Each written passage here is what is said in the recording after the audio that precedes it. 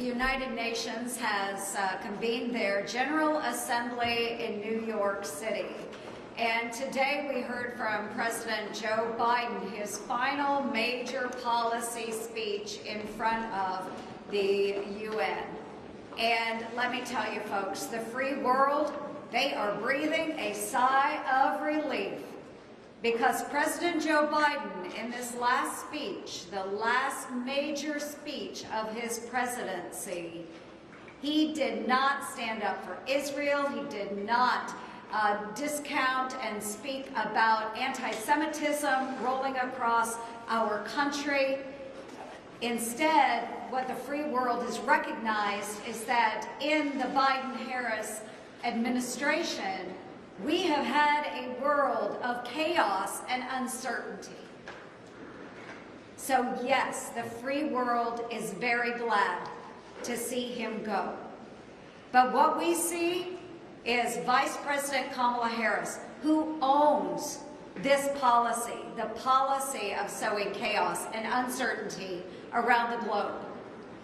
Not just in Afghanistan, and we'll all remember that fateful fall in 2021, but we will always remember the disinterest that this administration took when Russia invaded Ukraine.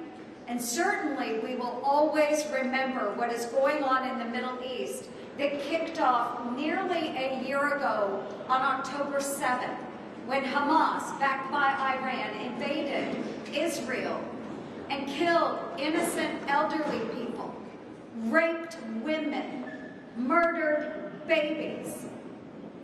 And yet, this administration under Kamala Harris and Joe Biden allowed the leadership of Iran visas to come into the United States and attend the United Nations General Assembly and gave them platform in this free country. We are tired of the hatred that is being fomented by this administration. Kamala Harris owns this.